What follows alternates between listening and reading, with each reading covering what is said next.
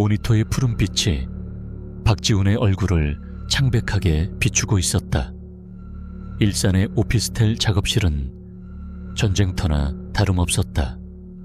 책상 위에는 에너지 드링크 캔과 식어버린 커피잔이 널브러져 있었고, 타블렛 위를 스치는 펜 소리만이 정적을 깨고 있었다. 인기 웹툰 그림자 도시의 마지막 회 마감일이었다. 독자들의 기대는 최고조에 달했고, 포털 메인에 걸릴 작품의 운명이 그의 손끝에 달려 있었다. 그는 시간에 쫓기는 마라토너처럼 숨 가쁘게 그림을 그려나갔다. 캐릭터의 마지막 표정, 마지막 대사 하나하나에 혼을 쏟아붓고 있었다. 바로 그때 책상 위에서 휴대폰이 짧게 진동했다. 아내 한서연이었다. 자기야, 미안해. 오늘 정말 마중 못 나갈 것 같아. 거의 다 끝나가는데 마무리가 영 마음에 안 들어서. 지우는 타블렛에서 눈을 떼지 못한 채 스피커폰으로 말했다. 목소리에는 미안함과 초조함이 뒤섞여 있었다. 수화기 너머로 서연의 부드러운 웃음소리가 들려왔다. 강남의 광고회사에서 그래픽 디자이너로 일하는 그녀는 언제나 그의 가장 큰 지지자였다. 괜찮아, 괜찮아. 웹툰 마지막 회인데 당연히 바쁘지. 내 걱정은 말고 일에 집중해요. 독자들이 목 빠지게 기다리고 있잖아. 그래도 강남에서 여기까지 밤늦게 혼자 오려면 무서울 텐데. 걱정 마. 나 M6427번 막차 타면 돼. 한 번에 집 앞까지 오잖아. 버스에서 잠깐 졸면 금방 도착할걸. 집에 가서 맛있는 야식 해놓고 기다릴게. 힘내, 우리 남편. 서연의 다정한 목소리에 지우는 잠시나마 긴장을 풀 수 있었다. 알았어. 최대한 빨리 끝내고 갈게. 사랑해. 나도 사랑해. 이따 봐. 통화가 끊기고 지우는 다시 모니터 속 세계로 빠져들었다. 주인공이 마침내 악당을 물리치고 도시의 평화를 되찾는 장엄한 엔딩이었다. 그는 모든 에너지를 쏟아부어 마지막 컷을 완성했다. 마침내 완성 버튼을 누르고 파일을 전송했을 때 창밖은 이미 짙은 어둠에 잠겨 있었다. 시계는 자정을 향해 달려가고 있었다. 후. 지우는 의자 깊숙이 몸을 파묻고 긴 한숨을 내쉬었다. 몇 주간의 피로가 한꺼번에 몰려왔다. 그는 뻐근한 목을 돌리며 휴대폰을 들었다. 서연에게 이제 끝났다고, 곧 도착할 거라고 메시지를 보내려던 참이었다. 그런데 그녀에게서는 아무런 연락이 와 있지 않았다. 보통 버스를 타면 나 지금 버스 탔어라고 메시지를 보내는 그녀였다. 바빠서 잊었나? 아니면 피곤해서 잠들었나? 그는 대수롭지 않게 생각하며 서연에게 전화를 걸었다. 신호음은 가지 않았다. 전화기가 꺼져 있어 연결할 수 없습니다. 라는 기계적인 안내 음성만 흘러나왔다. 순간 심장이 서늘하게 내려앉는 기분이 들었다. 배터리가 없나 보네. 지우는 애써 불안감을 떨치며 스스로를 다독였다. 그는 샤워를 하고 서연이 좋아할 만한 야식을 간단히 준비했다. 하지만 시간이 흘러 새벽 1시가 넘어도 현관문은 열리지 않았다. 불안감은 점점 더 커져갔다. 그는 다시 전화를 걸었지만 결과는 마찬가지였다. 그는 거실을 초조하게 서성였다. MX A7번 버스 앱을 켜서 막차 도착 정보를 확인했지만 이미 운행 종료라고만 뜰 뿐이었다. 혹시 친구를 만났을까? 회사에 일이 생겼을까? 온갖 상상이 머릿속을 헤집었다. 그는 서연의 회사 동료 몇 명에게 조심스럽게 메시지를 보냈지만 너무 늦은 시간이라 아무도 답이 없었다. 시간은 속절없이 흘러 새벽 3시를 넘겼다. 이제 불안은 공포가 되어 그의 온몸을 옥죄기 시작했다. 그는 결국 옷을 챙겨 입고 밖으로 뛰쳐나갔다. 차를 몰고 버스 노선을 따라 정류장마다 멈춰서서 그녀의 흔적을 찾았다. 하지만 텅 빈 새벽의 거리에는 차가운 바람만이 불고 있었다. 결국 그는 지친 몸을 이끌고 집으로 돌아왔다. 뜬 눈으로 밤을 새우다시피 했다. 동이 트기 시작할 무렵 그는 경찰에 실종 신고를 해야겠다고 마음먹었다. 바로 그 순간 날카로운 벨소리가 집안의 정적을 찢었다. 모르는 번호였다. 지우는 떨리는 손으로 통화 버튼을 눌렀다. 여보세요? 박지훈 씨 되십니까?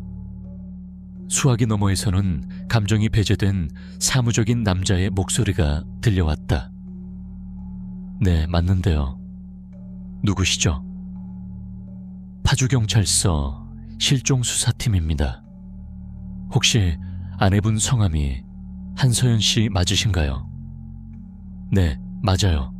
제 아내한테 무슨 일 있나요? 찾으셨나요? 지훈의 목소리가 다급하게 터져나왔다. 제발 아무 일도 아니기를. 어딘가에서 잠들었거나 휴대폰을 잃어버린 것 뿐이기를. 그러나 경찰의 다음 말은 그의 마지막 희망마저 산산조각냈다. 진정하고 들으십시오.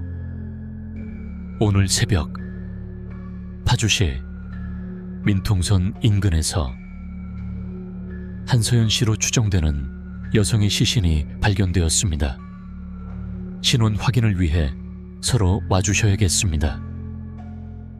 파주, 민통선.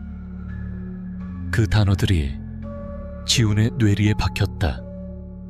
세상의 모든 소리가 사라지고 귀에서 윙하는 이명만이 울렸다. 이해할 수 없었다.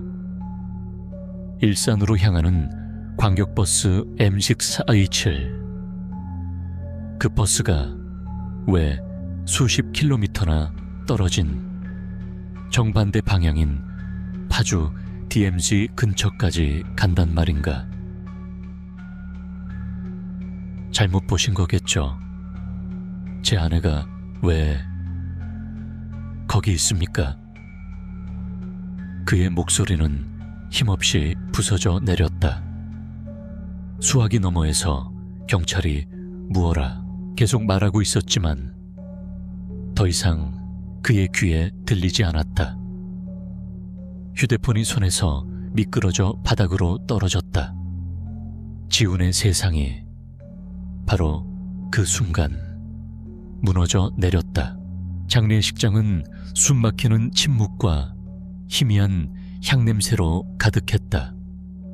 국화꽃에 둘러싸인 영정 사진 속에서 서연은 세상 가장 행복한 미소를 짓고 있었다. 바로 몇 달 전 제주도 여행에서 지훈이 직접 찍어준 사진이었다. 사진 속의 그녀는 살아 숨쉬는 듯 생생한데 차가운 관 속에 누워있는 현실은 도무지 믿기지 않았다. 지훈은 넋이 나간 사람처럼 텅 빈 눈으로 영정만 바라보았다. 찾아온 조문객들이 그의 어깨를 두드리며 위로의 말을 건넸지만 아무것도 귀에 들어오지 않았다. 머릿속에는 단 하나의 생각만이 메아리치고 있었다. 그날 밤 내가 마중을 나갔더라면 웹툰 마감 따위가 뭐라고, 내가 조금만 더 서둘렀더라면. 죄책감이 독처럼 온몸으로 퍼져나갔다. 서연의 죽음은 단순 사고사로 종결되었다. 경찰은 그녀가 막차를 놓친 후 길을 잃고 헤매다 인적이 드문 파주까지 가게 되었고, 실족사나 저천증으로 사망했을 가능성이 높다고 결론 내렸다. 하지만 지우는 납득할 수 없었다. 평생 방향치 한 번이었던 적없는 똑똑한 그녀가 왜 하필 그 낯선 곳까지 혼자 걸어갔단 말인가. 그녀의 소지품과 휴대폰은 끝내 발견되지 않았다. 모든 장례 절차가 끝나고 텅 빈 집에 혼자 남게 된 밤, 지우는 서연의 온기가 남아있는 침대에 몸을 뉘었다. 그녀의 향기가 배어있는 베개를 끌어안자 참았던 눈물이 폭포수처럼 쏟아졌다. 모든 것이 꿈이기를 바랐다. 내일 아침 눈을 뜨면 서연이 자기야 밥 먹어 하며 자신을 깨워주기를 간절히 기도했다. 그렇게 울다 지쳐 잠이 들었을까. 자정이 막 지난 시간, 어둠 속에서 휴대폰이 카톡 하는 짧은 알림음을 냈다. 너무 늦은 시간이라 지인 중 누구도 메시지를 보낼 리 없었다. 지우는 무거운 눈꺼풀을 들어 올리며 화면을 확인했다. 순간 그의 심장이 멎는 듯했다. 새로운 메시지는 아내 한서연의 프로필에서 와 있었다. 지우는 숨을 멈췄다. 누군가 고인의 계정을 해킹해서 장난을 치는 것이라고 이성적으로 생각하려 애썼다. 분노가 치밀어 올랐다. 그는 메시지를 확인하기 위해 손가락을 움직였다. 메시지는 음성 파일 하나였다. 누가 이딴 잔인한 장난을. 그는 이를 악물고 재생 버튼을 눌렀다. 범인을 찾아내 가만두지 않으리라 다짐하면서. 그러나 스피커를 통해 흘러나온 것은 너무나도 익숙한, 온몸의 세포 하나하나가 기억하는 바로 그 목소리였다. 지훈아, 살려줘. 나 지금 버스 아니야. MX427번. 서연이었다. 의심의 여지감 없는 그의 아내 한서연의 목소리였다. 목소리는 공포에 질려 가늘게 떨리고 있었고 주변 소음과 함께 뒤섞여 간신히 들려왔다. 지우는 그대로 굳어버렸다. 온몸의 피가 차갑게 식는 것 같았다. 이것은 환청인가? 슬픔이 너무 깊어 뇌가 만들어낸 환각인가? 그는 떨리는 손으로 음성 메시지를 몇 번이고 반복해서 재생했다. 들으면 들을수록 그것은 분명 서연의 목소리였다. 그는 벌떡 일어나 앉았다. 이건 말도 안 돼. 머릿속이 혼란으로 터져나갈 것 같았다. 그는 서연의 노트북을 켰다.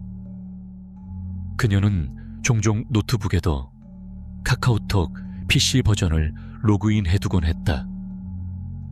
혹시나 하는 마음에 확인했지만 마지막 로그인 기록은 그녀가 실종되던 날 오후였다.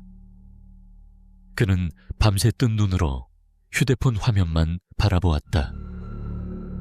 혹시 또 메시지가 올까봐, 혹시 이 모든 것이 끔찍한 악몽이라는 증거라도 찾을 수 있을까봐. 하지만 더 이상의 메시지는 오지 않았다. 동이 틀 무렵 지쳐버린 그는 다시 확인하기 위해 카카오톡 대화방을 열었다. 그런데 이상했다. 간밤에 도착했던 음성 메시지가 감쪽같이 사라져 있었다. 메시지 수신 기록도 파일도 아무런 흔적도 남아있지 않았다. 마치 처음부터 그런 메시지는 존재하지 않았던 것처럼. 내가 정말 미쳐가는 건가? 지우는 헝클어진 머리를 감싸 쥐었다. 슬픔이 사람을 이렇게까지 망가뜨릴 수 있는 것일까? 그는 그날 하루 종일 멍하니 시간을 보냈다. 그리고 다시 밤이 찾아왔다. 두려움과 한가닥 기대를 품은 채 그는 자정이 되기만을 기다렸다. 그리고 정확히 자정이 조금 지난 시각, 카톡. 어김없이 알림음이 울렸다. 이번에도 아내 한서연이었다.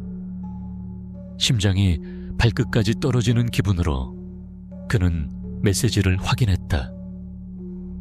또다시 음성 메시지였다. 그는 마른 침을 삼키며 재생 버튼을 눌렀다. 여기 너무 이상해. 사람들이 이상해. 지훈아, 무서워. 제발. 이번에는 흐느끼는 소리가 섞여 있었다. 지난밤보다 훨씬 더 절박하고 다급한 목소리였다.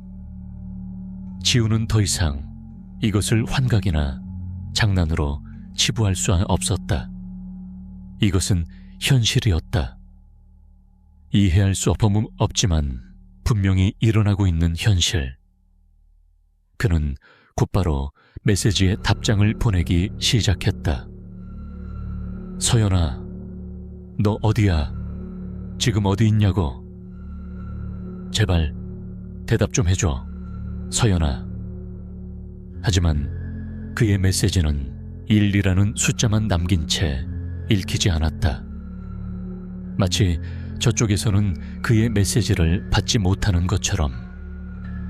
그리고 다음 날 아침, 간밤의 메시지는 어김없이 사라져 있었다.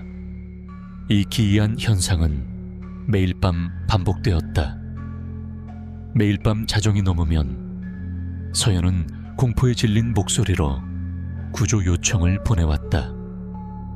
그리고 아침이 되면 모든 흔적이 사라졌다.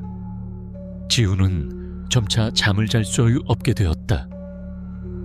낮에는 죽은 듯이 잠들고 밤에는 휴대폰만 붙잡고 서연의 목소리를 기다리는 삶이 이어졌다. 주변 사람들은 그가 아내를 잃은 충격으로 정신 이상 증세를 보인다고 수군거렸다. 병원 치료를 권하는 사람도 있었다. 하지만 지훈에게는 중요하지 않았다. 설령 세상 모든 사람이 자신을 미쳤다고 손가락질해도 상관없었다. 그녀는 살아있다. 어딘가에 갇혀있다. 그리고 그 목소리는 자신만이 들을 수 있는 유일한 단서였다. 매일 밤 반복되는 서연의 목소리는 지훈의 삶을 완전히 바꿔놓았다. 그는 더 이상 슬픔에 잠겨 무기력하게 울기만 하는 남편이 아니었다. 그의 눈에는 슬픔 대신 집요한 광기가 서려 있었다. 세상은 그를 외면했지만 그는 보이지 않는 실마리를 쫓는 유일한 탐정이었다. 경찰에 갈 수는 없었다. 아침이면 흔적도 없이 사라지는 음성 메시지, 죽은 아내가 보낸다는 카카오톡. 그런 말을 해봤자 미친 사람 취급을 받거나 수사에 혼선을 주는 사람으로 낙인 찍힐 것이 뻔했다. 이것은 오롯이 혼자서 해결해야 할 문제였다. 지우는 낡은 노트북을 켜고 인터넷에 바다로 뛰어들었다. 그의 유일한 단서는 서연이 반복해서 말하던 MX-27번 버스였다. 그는 검색창에 키워드를 입력하기 시작했다. MX-27번 사고, MX-27번 괴담, 강남 일산버스 이상한 일. 수많은 검색 결과가 쏟아졌지만 대부분은 노선 변경 안내나 버스 시간표에 대한 문의 글뿐이었다. 지우는 포기하지 않았다. 그는 일반적인 포털 사이트를 넘어 버스 동호회 커뮤니티, 지역 맘카페, 심지어는 폐쇄된 지 오래된 낡은 포럼들의 아카이브까지 뒤지기 시작했다. 웹툰 작가로서 자료를 찾던 끈기와 집요함이 이런 식으로 발휘될 줄은 몰랐다. 며칠 밤을 새운 끝에 그는 마침내 아주 오래된 미스터리 관련 포럼에서 의미 있는 게시글 하나를 발견했다. 제목은 혹시 MX-27번 버스 중에 이상한 차 타보신 분? 이었다. 2010년대 중반에 작성된 글이었다. 글쓴이는 자신이 탔던 MX-27번 버스가 유난히 낡고 이상했으며 라디오에서는 계속해서 90년대 유행가가 흘러나왔다고 했다. 더 기이한 것은 버스가 다리를 건널 때 잠시 졸았다가 깼는데 창밖 풍경이 순식간에 너무나 낯설게 변해 있었다는 내용이었다. 그는 너무 무서워서 다음 정류장에서 바로 내렸다고 했다. 지우는 심장이 뛰는 것을 느끼며 스크롤을 내렸다. 댓글들이 달려 있었다. 대부분은 피곤해서 헛것을 본 것 아니냐는 비아냥이었지만 그중 눈에 띄는 댓글이 하나 있었다. 혹시 차량 번호판 끝자리가 1998 아니었나요? 그 버스 좀 유명해요. 안 좋은 쪽으로. 8. 그 숫자를 본 순간 지우는 온몸에 소름이 돋았다. 아무런 근거도 없었지만 직감적으로 이것이 핵심이라는 것을 느꼈다. 그는 즉시 검색 키워드를 바꿨다.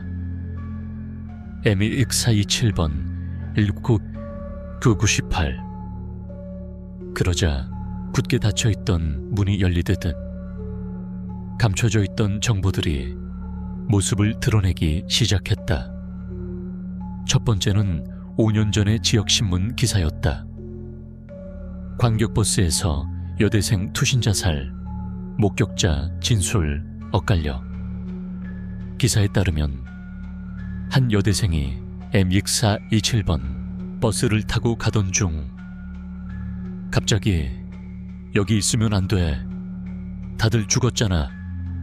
라고 소리를 지르며 비상용 망치로 창문을 깨고 달리는 버스에서 뛰어내려 그 자리에서 즉사했다는 내용이었다. 당시 경찰은 우울증에 의한 충동적 자살로 사건을 종결했지만 기사 말미에는 몇몇 승객들이 그 여학생이 허공을 보며 누군가와 대화하는 듯 했다고 진술했다는 내용이 덧붙여져 있었다. 그리고 기사에 명시된 버스의 차량 번호는 경기 7시시바 1998이었다. 두 번째는 3년 전의 한 블로그 게시물이었다. 버스 운전기사의 아들이 쓴 추모글이었다. 그의 아버지는 MX-27번 노선을 운행하던 베테랑 기사였었는데 운행 중 갑작스러운 심근경색으로 운전대 위에서 사망했다고 했다. 평소 꾸준히 운동을 하고 건강검진에서도 아무런 이상이 없었던 아버지의 갑작스러운 죽음을 아들은 이해할 수 없다고 했다. 다행히 버스가 가드레일을 들이받고 멈춰서 대형 참사는 피했지만 아버지는 돌아오지 못했다. 아들은 글의 마지막에 아버지의 유품을 정리하다 발견한 운행일지를 찍어 올렸다. 그날 그가 몰았던 버스의 번호 경기 70아 1998이 선명하게 적혀 있었다. 두 개의 사건, 서로 다른 시간, 다른 사람. 하지만 공통점은 명확했다. 바로 1998번 버스 안에서 벌어진 비극이라는 것. 점들이 모여 하나의 선을 그리고 있었다. 서연의 실종은 단순한 사고가 아니었다. 그녀 역시 그 저주받은 버스에 올랐던 것이다. 머릿속이 차갑게 식었다. 지훈의 슬픔은 이제 분노와 뒤섞인 차가운 결의로 변해가고 있었다. 서연은 길을 잃은 게 아니었다. 납치된 것도 아니었다. 그녀는 바로 그 버스에 의해, 그 버스 안에 무언가에 의해 사라진 것이다. 그렇다면 아직 서연은 그 버스 안에 있을지도 모른다.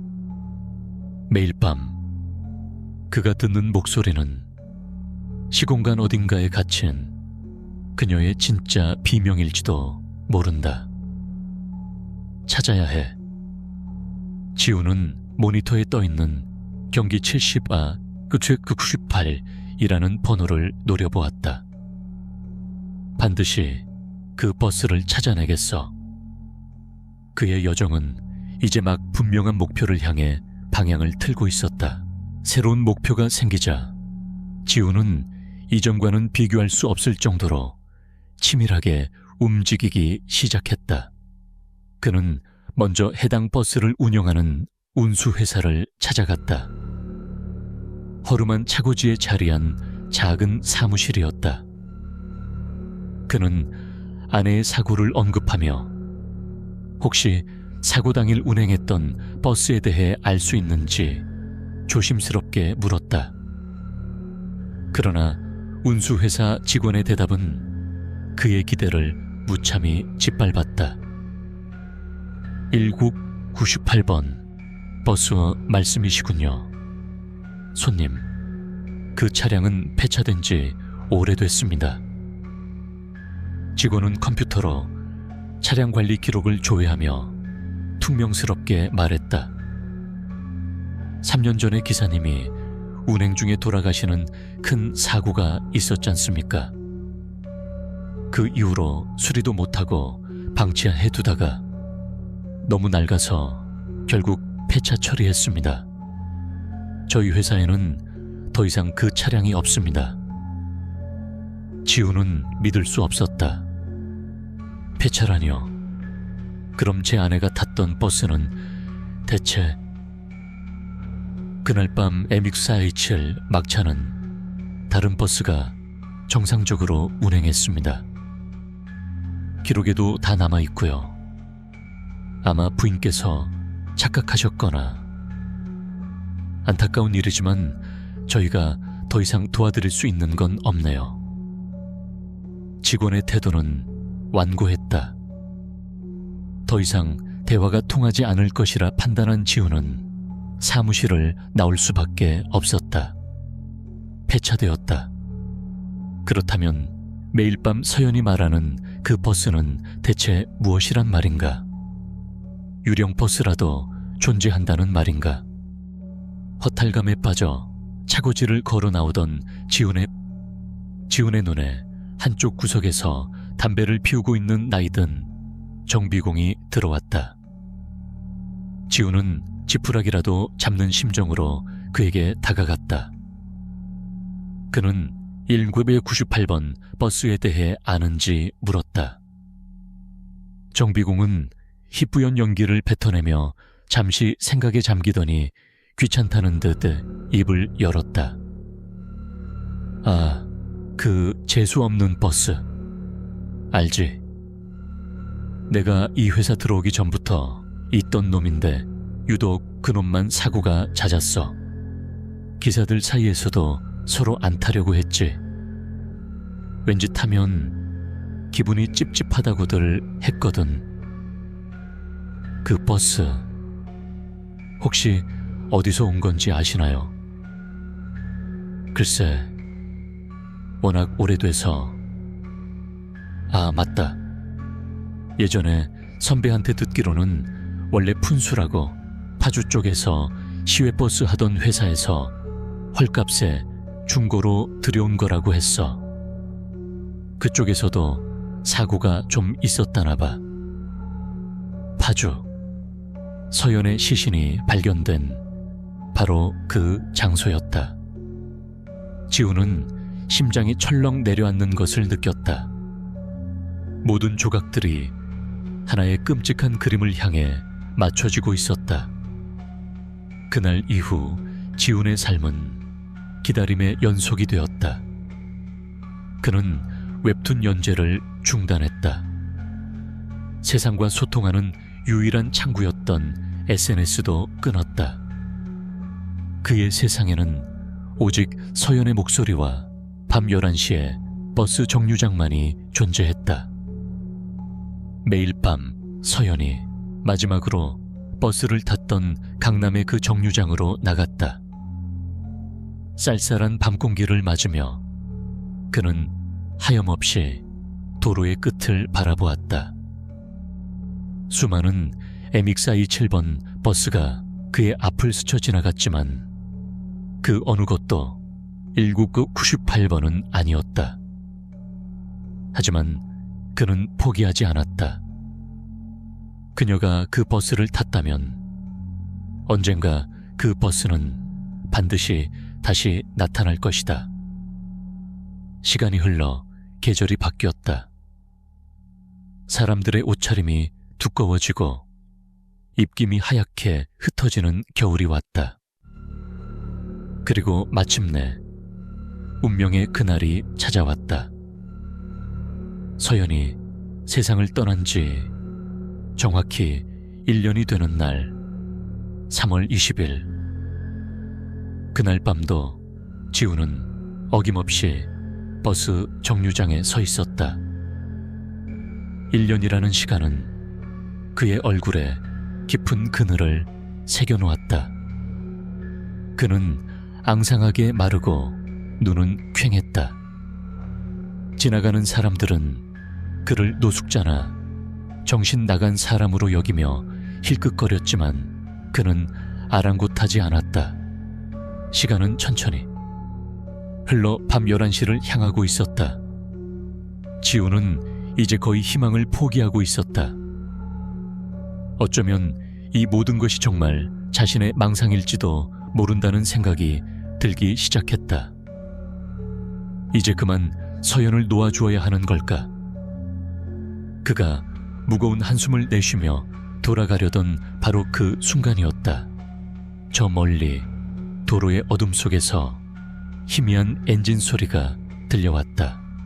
요즘 버스와는 다른 낡고 투박한 소리. 고개를 돌린 지훈의 눈이 커졌다.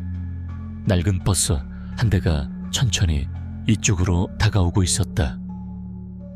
자체는 군데군데 녹이 새울어 있었고 헤드라이트는 한쪽이 나갔는지 유난히 침침했다. 그러나 전면 유리창 위에는 MX-27N이라는 행선지 표시가 선명했다. 지우는 숨을 죽였다. 버스가 점점 가까워졌다. 그리고 마침내 그의 눈에 들어왔다. 흐릿한 가로등 불빛 아래 먼지 쌓인 번호판에 마지막 4자리 숫자 19598. 온몸에 전율이 흘렀다. 심장이 미친 듯이 날뛰기 시작했다. 드디어 1년 만에 드디어 찾았다. 치익 하는 소리와 함께 버스가 그의 바로 앞에 멈춰 섰다. 문이 열렸다. 안은 불이 꺼져 있어 칠흑처럼 어두웠다. 망설일 이유는 없었다. 이것이 함정이라도 지옥으로 가는 길이라도 상관없었다. 서연에게 닿을 수만 있다면. 지우는 굳은 결심을 하고 어둠 속으로 발을 들였다. 버스 하는 잉크를 풀어놓은 듯 어둡고 차가웠다. 지훈이 안으로 들어서자 문은 힘없이 닫혔고 낡은 엔진이 다시금 낮은 신음소리를 내며 출발했다. 운전석에는 깡마른 형체의 운전사가 앉아 있었다. 가로등 불빛이 희미하게 그의 옆모습을 비췄지만 그는 고개를 돌리지 않아 얼굴을 제대로 볼 수 없었다. 승객은 지훈 단 한 명뿐이었다. 버스는 익숙한 강남의 밤거리를 무시하듯 달렸다. 정해진 정류장마다 멈춰 서야 할 버스는 단 한 번도 멈추지 않았다. 지훈은 심장이 거세게 뛰는 것을 느끼며 창밖을 보았다. 모든 것이 익숙하면서도 어딘가 비현실적인 풍경이었다. 그는 주머니 속 휴대폰을 꺼내 경찰에 신고하려 했지만 화면에는 서비스 지역이 아님이라는 메시지만 떠 있었다. 도시 한복판에서 신호가 잡히지 않는다는 사실 자체가 이 버스의 이질성을 증명하고 있었다. 버스는 강변북로를 타고 일산 방향으로 향했다. 지훈이 매일같이 오가던 길이었다. 하지만 창밖으로 보이는 서울의 야경은 어딘지 모르게 흐릿하고 왜곡되어 보였다. 마치 낡은 필름 영화를 보는 듯한 기분이었다. 버스가 한강을 가로지르는 거대한 자유로대교 위로 올라섰을 때였다. 다리의 주황색 조명이 일정한 간격으로 버스 안을 비추며 지나갔다. 그 단조로운 빛에 깜빡임을 보고 있던 순간 지우는 극심한 현이증을 느꼈다. 머릿속이 빙글 도는 것 같았고 눈앞이 잠시 흐려졌다.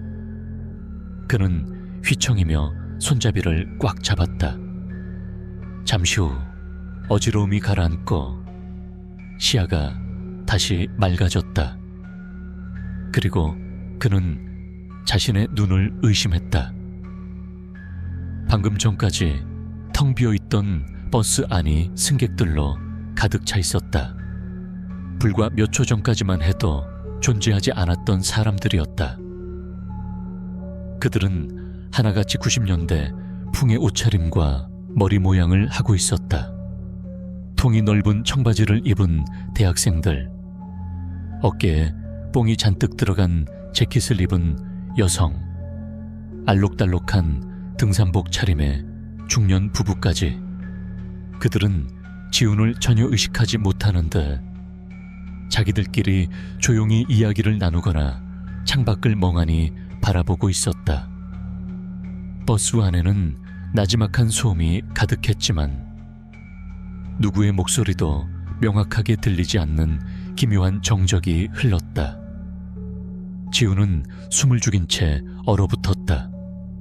이것은 환각인가? 아니면 과거의 시간 속에 들어와 버린 것인가? 공포에 질려 주변을 둘러보던 그의 시선이 창밖으로 향했다. 바로 그때 그는 믿을 수 없는 더할 수 없는 광경을 목격했다. 칠흑 같은 강물 위, 바로 옆 차선에 똑같이 생긴 믹사 427번 버스 한 대가 나란히 달리고 있었다.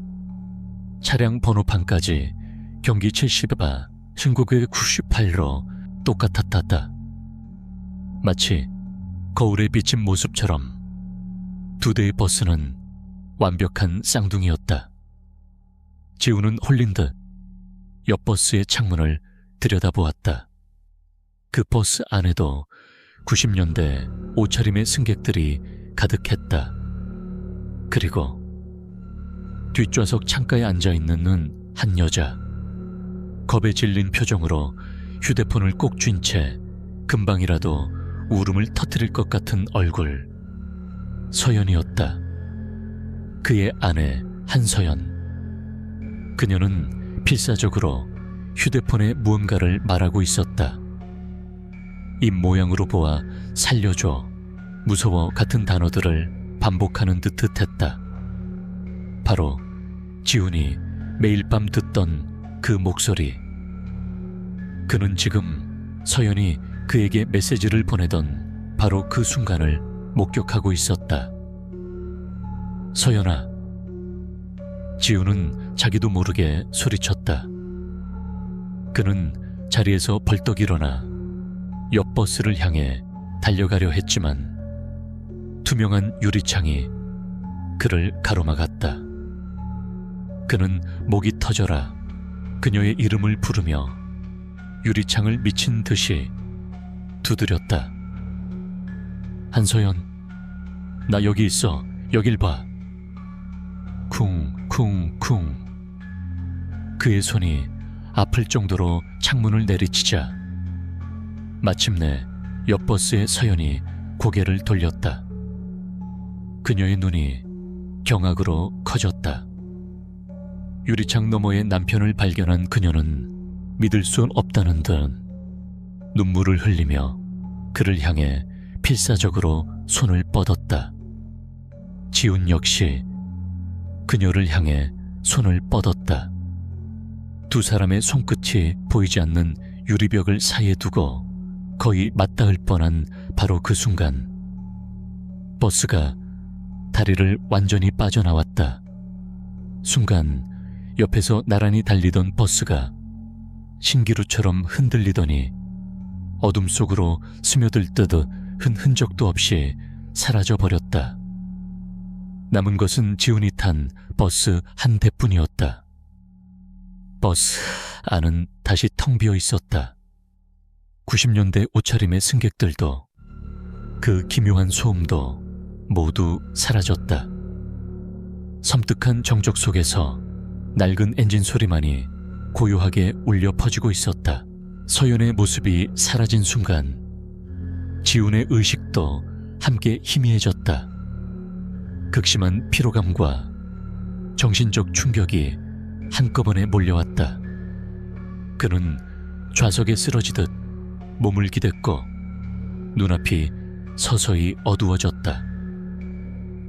버스는 여전히 목적지를 알 수 없는 어딘가를 향해 묵묵히 달려가고 있었다. 얼마나 지났을까?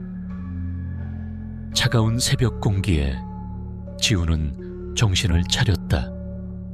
온몸이 쑤시고 머리가 깨질 듯 아팠다. 그는 자신이 딱딱한 흙바닥 위에 누워있다는 것을 깨달았다. 주변은 아직 어둠이 채 가시지 않은 여명이었고 얕은 안개가 자욱했다. 철책선과 지뢰라고 쓰인 낡은 경고판이 보였다.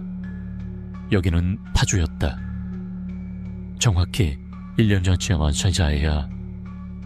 1년 전 서연의 시신이 발견되었던 바로 그 장소. 그는 비틀거리며 몸을 일으켰다.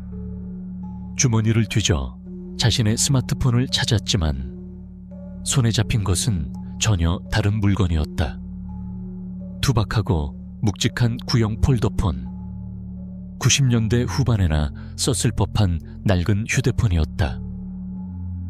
화면은 작았고 배터리는 거의 남아있지 않았다. 이건 대체... 그가 혼란스러운 머리로 휴대폰을 열어본 순간 화면에 떠있는 것은 1998년 날짜가 찍힌 대학 커뮤니티의 낡은 블로그 게시물이었다. 제목은 98학번 신입생 MT 단체 사진이었다. 지훈은 숨을 멈췄다. 촌스러운 디자인의 웹페이지에는 빛바랜 단체 사진 한 장이 올라와 있었다. 배경은 낯익은 산과 강, 풋풋하고 어린 얼굴의 학생들이 어깨동무를 한 채 환하게 웃고 있었다. 그리고 그 무리의 한가운데 약간은 어색한 미소를 띤 채 서 있는 한 여학생, 20살의 한서연이었다. 그녀는 지훈이 알던 세련되고 성숙한 모습과는 전혀 달랐다.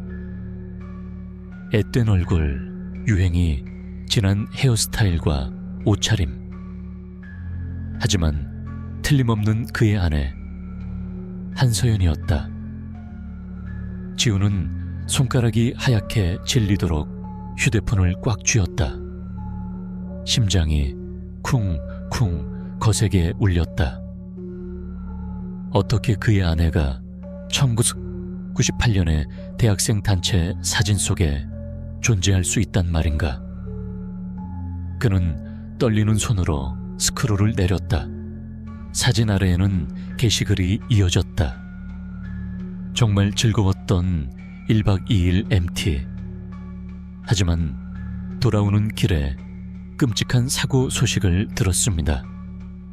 저희 바로 뒤따라오던 버스가 자유로대교 붕괴 사고로 추락했다고 합니다. 버스에는 우리 학교 다른 과 학생들이 타고 있었다고 하네요. 탑승자 전화. 실종되었다는 비보에 즐거웠던 마음이 한순간에 무너져 내렸습니다. 희생자들의 명복을 빕니다. 자유로대교 붕괴 사고.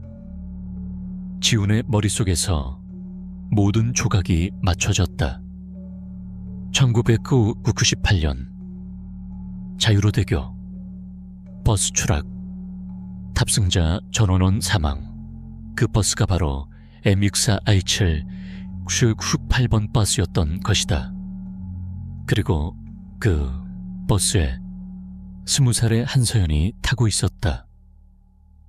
그 버스는 20년이 넘는 세월 동안 사고가 났던 그날의 시간 속에 갇혀 한강 다리 위를 유령처럼 떠돌고 있었던 것이다. 그 안에 갇힌 영혼들은 매일 밤 자신들의 죽음을 반복하고 있었다. 그렇다면 자신이 결혼하고 사랑했던 아내는 대체 누구였을까? 서연은 1998년에 이미 죽었던 사람이란 말인가? 지훈의 지난 10년이 통째로 부정당하는 듯한 충격에 그는 휘청거렸다. 사랑했던 기억, 함께 웃고 울었던 모든 순간이 거짓이었단 말인가?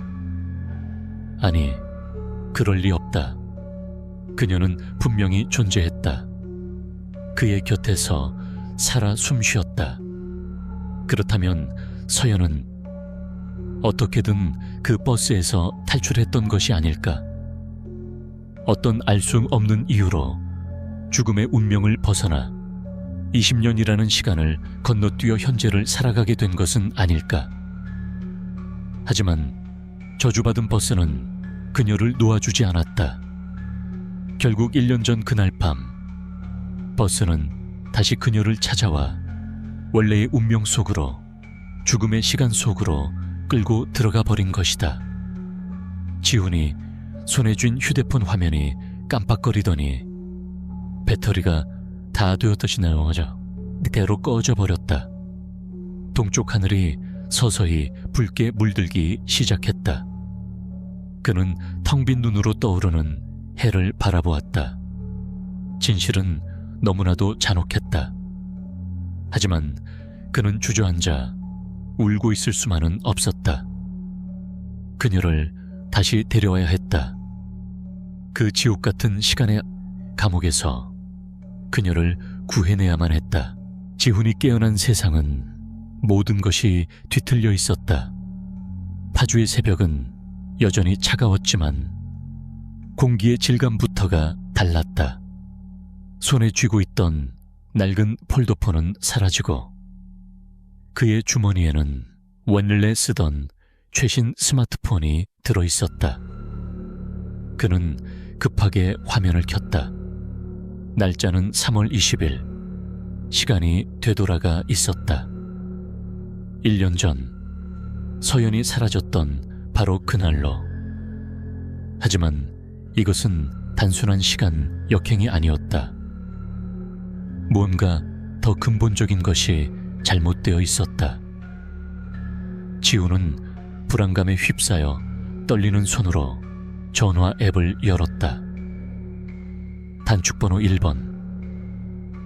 세상에서 가장 예쁜 내 아내라고 저장되어 있던 번호.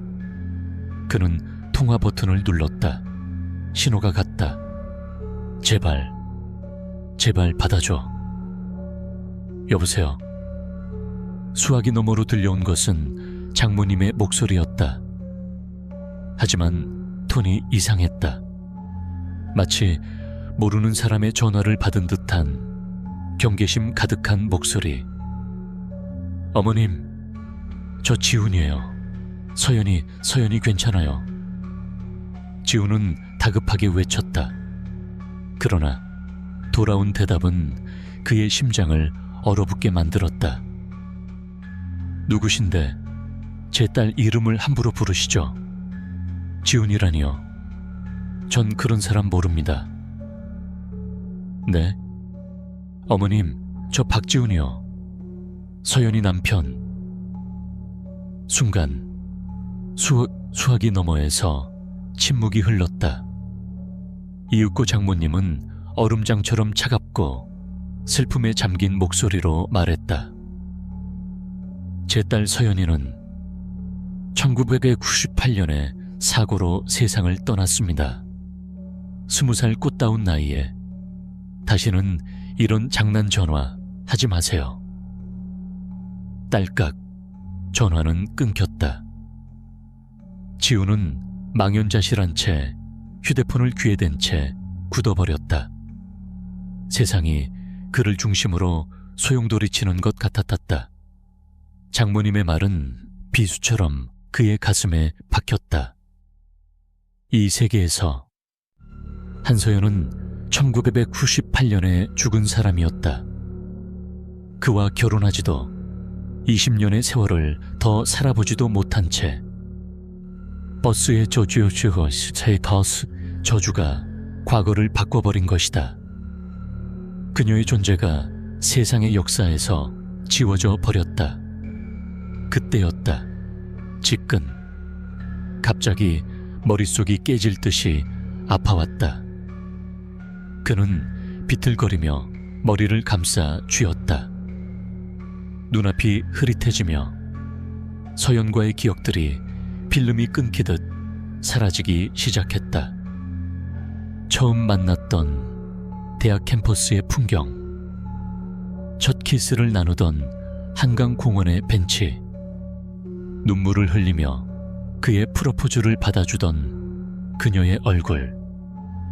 그 모든 소중한 기억들이 안개처럼 희미해지고 있었다. 이것은 슬픔과는 다른 종류의 고통이었다. 존재 자체가 소멸하는 듯한 공포.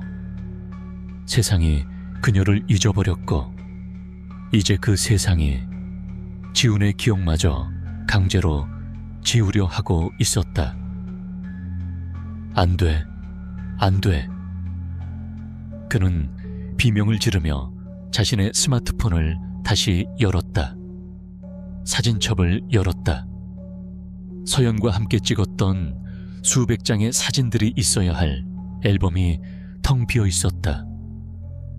카카오톡, 대화 목록에도 그녀의 이름은 없었다. 마치 처음부터 존재하지 않았던 사람처럼. 그는 깨달았다. 이대로 시간이 흐르면 자신마저 서연을 완전히 잊어버리게 될 것이다. 그녀를 사랑했다는 사실조차, 그녀를 구해야 한다는 사명감조차 모두 사라져 버릴 것이다. 그러면 서연은 영원히 그 시간의 감옥 속에 갇히게 된다. 기억이 완전히 사라지기 전에 움직여야 했다. 지우는 미친 사람처럼 비포장도로를 달려 내려갔다. 그는 아직 희미하게 남아있는 서연의 얼굴을 필사적으로 떠올리며 그녀의 이름을 주문처럼 되뇌었다. 한서연. 내 아내 한서연. 잊으면 안 돼. 새벽의 한적한 국도를 지나는 차를 향해 그는 필사적으로 손을 흔들었다. 몇 대의 차가 그를 미친놈 보듯 스쳐 지나갔지만 마침내 낡은 트럭 한 대가 그의 앞에 멈춰 섰다. 학생, 어디 가는데 그래? 서울이요. 제발 서울까지만 태워주세요. 그는 거의 울부짖으며 애원했다. 그의 퀭한 눈과 절박한 모습에 무언가를 느꼈는지 트럭 기사는 마지못해 고개를 끄덕였다. 조수석에 올라탄 지우는 창밖을 보며 숨을 몰아쉬었다. 머릿속의 통증은 점점 더 심해지고 있었다. 그는 주먹을 꽉 쥐었다. 아직 늦지 않았다. 오늘 밤 11시 강남의 그 버스 정류장. 자신을 잊어버리기 전에, 그녀를 잊어버리기 전에 반드시 그곳에 도착해야만 했다. 트럭은 서울 외곽에 지훈을 내려주었다. 그는 쉴 틈도 없이 지하철을 타고 강남으로 향했다. 이동하는 내내 머릿속의 두통은 망치로 내려치는 듯 그를 괴롭혔다. 서연과의 추억은 이제 빛바랜 사진처럼 색이 날아가고 있었다. 그녀의 목소리, 웃음소리가 기억나지 않았다. 오직 한서연이라는 이름과 그녀를 구해야 한다는 본능만이 희미하게 남아 그의 몸을 움직이게 했다. 밤이 깊어지고 마침내 그는 약속의 장소에 도착했다. 1년 전, 그리고 어젯밤과 똑같은 그 버스 정류장. 그는 숨을 고르며 어둠이 내린 도로의 끝을 응시했다. 심장이 세차게 뛰었다. 두려움과 불안, 그리고 마지막 남은 희망이 뒤섞여 있었다. 밤 11시가 되자 어둠 속에서 낡은 엔진 소리와 함께 희미한 헤드라이트 불빛이 나타났다. MX-271-1998. 저주받은 버스가 어김없이 그의 앞에 모습을 드러냈다. 지난밤과는 달랐다. 이번에는 망설이지 않았다. 버스 문이 열리자마자 그는 안으로 뛰어들었다. 운전사는 어제와 똑같은 깡마른 실루엣이었다. 그는 지훈을 흘끗 쳐다볼 뿐 아무 말도 하지 않았다. 버스는 다시 문을 닫고 침묵 속에서 출발했다. 지훈은 좌석에 앉지 않았다. 그는 곧장 운전석으로 향했다. 지난번과는 달리 버스 안은 처음부터 90년대 옷차림의 승객들로 가득 차 있었다. 그들은 모두 창백한 얼굴로 넋이 나간 듯해 허공을 응시하고 있었다. 살아있는 사람의 온기는 전혀 느껴지지 않았다. 지우는 운전사의 어깨를 붙잡았다. 당신 때문이야. 당신 때문에 내 아내가, 서연이가 사라졌어. 운전사는 천천히 고개를 돌렸다. 가로등 불빛에 드러난 그의 얼굴은 밀랍처럼 하얗고 표정이 없었다. 눈동자는 텅 비어 있었다. 그는 살아있는 사람이 아니었다. 그저 이 저주받은 버스의 일부, 껍데기일 뿐이었다. 지우는 분노를 터뜨리며 그의 멱살을 잡고 운전석에서 끌어냈다. 유령의 몸은 놀랍도록 가벼웠다. 종이 인형처럼 힘없이 끌려 나온 운전사가 허우적거리자 지우는 그대로 그의 몸을 창문 밖으로 내던져 버렸다. 유령은 비명도 지르지 못한 채 어둠 속으로 사라졌다. 지우는 망설임 없이 직접 운전대를 잡았다.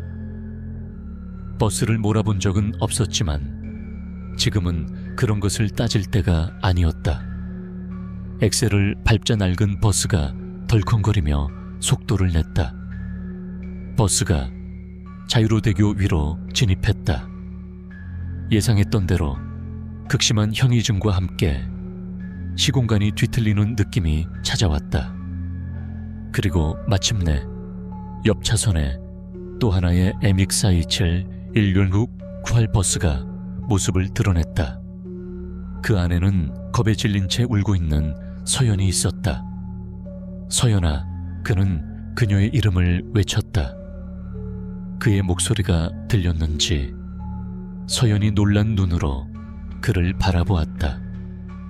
그녀의 눈에 희망의 빛이 어리는 것을 본 순간 지우는 결심을 굳혔다. 그는 핸들을 꺾었다.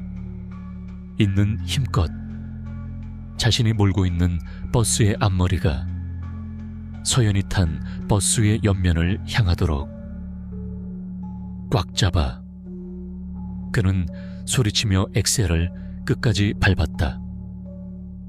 두 대의 버스가 충돌하기 직전 굉음과 함께 세상이 하얗게 빛나는 대신 기이한 현상이 일어났다. 물리적인 충돌은 없었다. 대신 두 대의 버스가 물과 기름처럼 섞이는 것이 아니라 두 개의 영상이 겹쳐지듯 서서히 하나로 합쳐지기 시작했다. 자체가 투명하게 변하며 서로를 통과했다. 90년대의 승객들과 겁에 질린 서연의 모습이 지훈이 있는 버스 안으로 스며들었다. 지훈은 잠시 눈을 감았다 떴다. 마침내 모든 것이 멈췄다. 버스는 한 대가 되어 있었다. 그는 떨리는 눈으로 뒤를 돌아보았다. 몇 줄 뒤 창가 좌석에 서연이 멍한 표정으로 앉아 있었다. 그녀는 진짜였다. 홀로그램이나 환영이 아니었다. 지훈 씨, 서연이 믿을 수 없다는데 눈물을 흘리며 그의 이름을 불렀다. 어떻게 당신이 여기에? 지훈은 운전대에서 손을 떼고 그녀에게 다가가려 했다. 바로 그때였다. 두 대의 버스가 하나로 합쳐진 순간 세상이 울부짖기 시작했다. 쿠르르릉. 지축을 흔드는 굉음과 함께 버스 바깥의 풍경이 급격하게 변했다. 현대적인 가드레일과 아스팔트 도로는 온데간데 없고 낡고 부식된 철제 난간과 갈라진 콘크리트 바닥이 모습을 드러냈다. 1998년 붕괴 직전에 자유로 대교였다. 다리 곳곳에서 거대한 균열이 생겨나고 콘크리트 조각들이 검은 강물 속으로 떨어져 내렸다. 시작됐어. 또 시작됐어. 서연이 공포에 질려 비명을 질렀다. 버스 안에 다른 유령 승객들도 동요하기 시작했다. 그들은 자신들의 죽음이 임박했음을 본능적으로 느끼고 있었다. 어떤 이는 머리를 감싸 쥐고 괴로워했고 어떤 이는 창밖을 보며 절망적으로 울부짖었다. 이것이 그들이 수십 년간 매일 밤 겪어야 했던 지옥이었다. 지우는 서연에게 달려가 그녀를 품에 안았다. 괜찮아, 내가 왔어. 내가 여기서 꺼내줄게. 안 돼. 당신은 여기 오면 안 됐어. 여긴 빠져나갈 수 없는 곳이야. 서연은 그의 품에서 절규하며 그를 밀어내려 했다. 나처럼 되면 안 돼. 매일 밤 죽음을 반복하는 고통을 당신까지 겪게 할 수는 없어. 지우는 주머니에서 라이터를 꺼내 들었다. 이 버스를, 이 저주의 근호권을 불태워버리면 모든 것이 끝날 것이라 생각했다. 하지만 서연이 그의 손을 필사적으로 붙잡았다. 소용없어. 나와 이 사람들은 이미 이 버스의 일부가 되어버렸어. 버스를 없애면 우리도 같이 소멸될 뿐이야. 그건 구원이 아니야. 그녀의 절박한 외침에 지우는 라이터를 쥔 손에 힘을 풀었다. 그렇다면 방법은 하나뿐이었다. 탈출. 이 붕괴하는 다리에서, 이 저주받은 시간의 고리에서 버스를 몰고 빠져나가는 것. 지우는 다시 운전석으로 뛰어갔다. 엑셀을 밟았지만 버스는 무너지는 다리 위에서 위태롭게 흔들릴 뿐 속도를 내지 못했다. 마치 거대한 족쇄에 발이 묶인 것처럼 과거의 시간이 버스를 놓아주지 않으려는 듯했다. 바로 그때 지우는 자신의 몸에 기이한 변화가 일어나는 것을 느꼈다. 운전대를 잡은 손등에 검버섯이 피어나고 피부가 급격히 탄력을 잃고 주름지기 시작했다. 백미러에 비친 자신의 얼굴은 순식간에 수십 년은 늙어 보였다. 젊었던 흑발은 서리가 내린 듯 하얗게 변해갔다. 지훈 씨, 서연이 그의 모습을 보고 경악했다. 지훈은 깨달았다. 과거의 시간 속에 갇힌 버스를 현재로 억지로 끌어내기 위해 자신의 생명력이 연료처럼 소모되고 있었다. 1998년의 비극이 그의 시간을 집어삼키고 있었다. 이대로 가다가는 다리를 벗어나기도 전에 늙어 죽어 자신 역시 이 버스의 유령이 되어버릴 것이다. 그 생각이 들자 오히려 기묘한 평온함이 찾아왔다. 그는 백미러 속 늙어버린 자신의 모습을 보며 희미하게 미소 지었다. 서연이 없는 세상에서 홀로 늙어가는 것보다 그녀를 구하려다 늙어 죽는 것이 차라리 나았다. 설령 실패해서 이곳에 함께 갇히게 되더라도 적어도 그녀의 곁에 있을 수 있다면 그걸로 충분했다.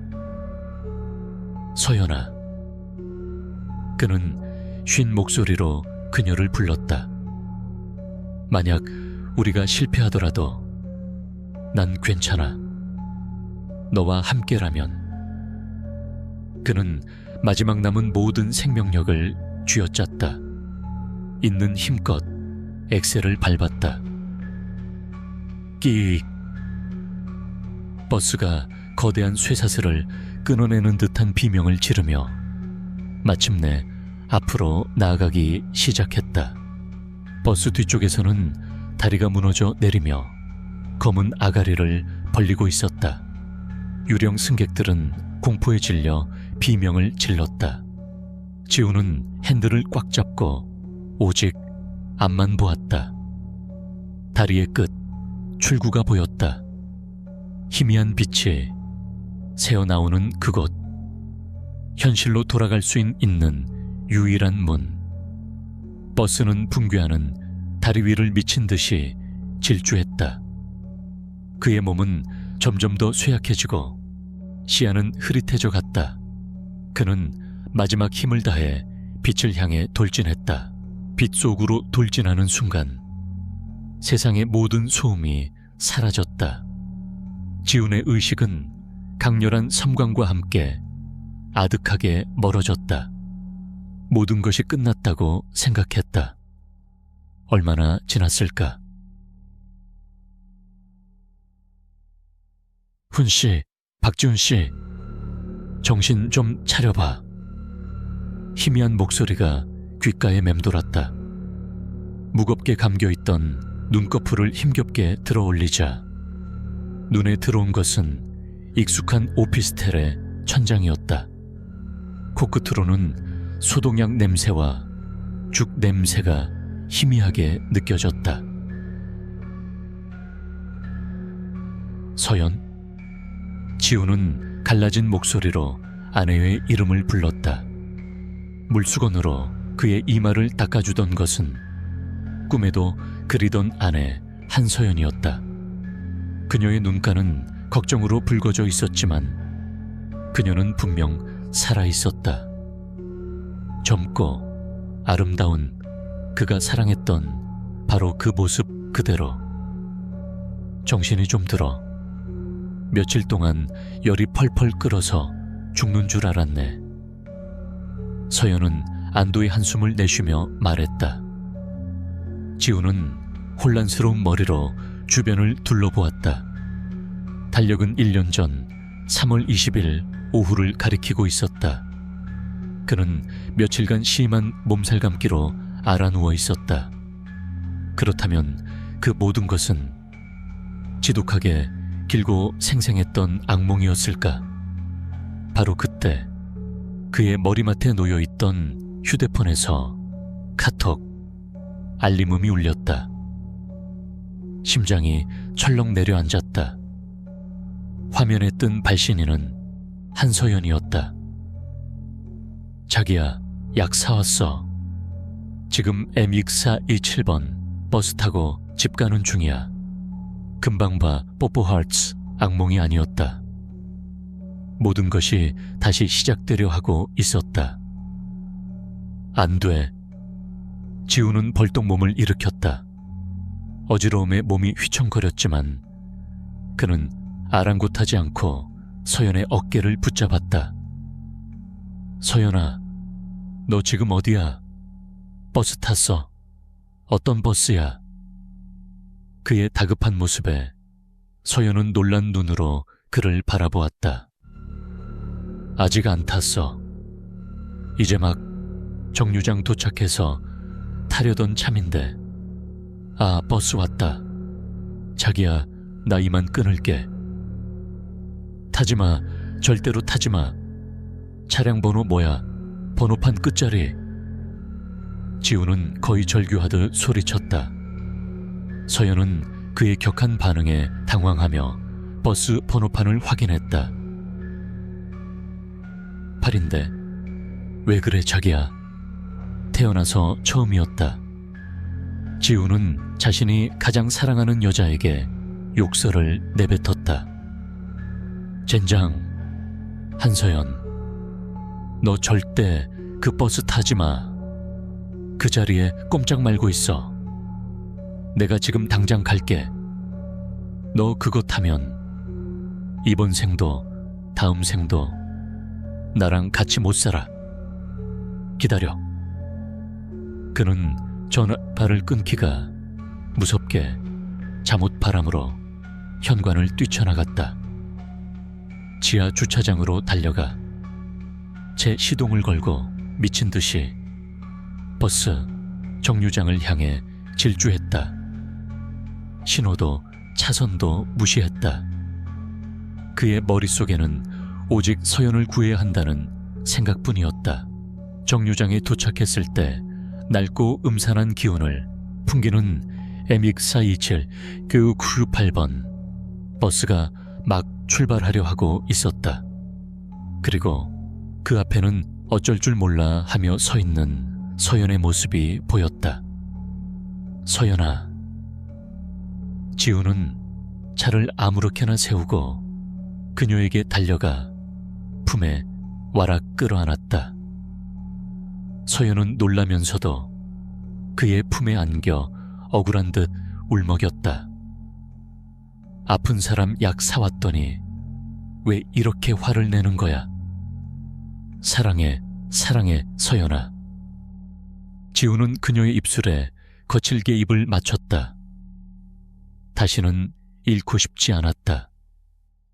그녀의 온기를, 그녀의 향기를 다시는 놓치고 싶지 않았다.